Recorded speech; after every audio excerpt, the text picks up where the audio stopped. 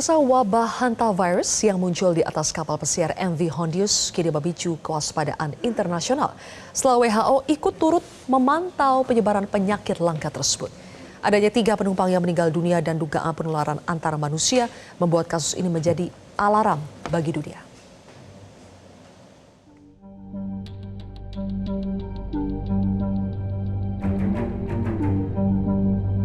Dunia kembali dihadapkan pada ancaman penyakit zoonosis setelah ditemukannya kasus penumpang kapal pesiar MV Hondius yang terjangkit hantavirus.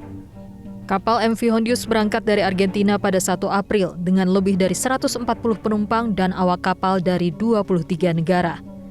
Otoritas kesehatan menyebut sedikitnya 6 kasus telah terkonfirmasi, sementara 2 kasus lainnya masih dalam pemeriksaan.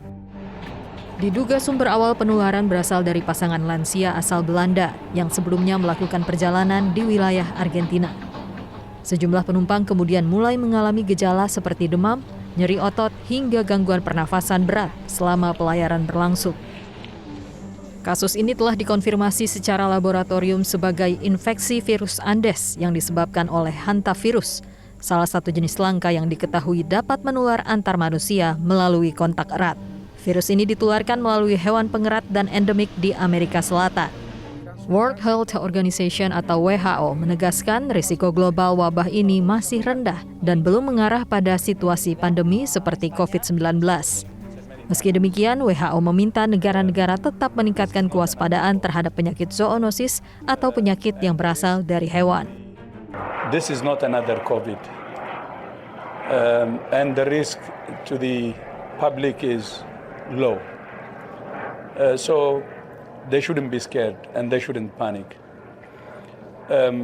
This is based on how the virus is behaving now, because this virus is well known, and there are assessments that have been done. But not only that, this for several years there were assessments on the behavior of the virus. So that's why we say the risk is low. So I want them to really take that, because based on scientific assessment and based on evidence, as Minister said, the risk is low. So they shouldn't worry.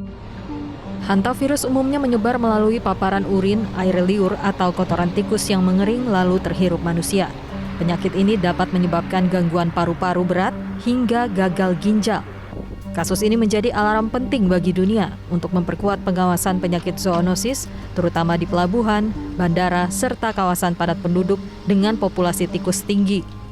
Deteksi dini di fasilitas kesehatan juga dinilai penting, mengingat gejala awal hantavirus kerap menyerupai flu biasa, sehingga beresiko terlambat dikenali.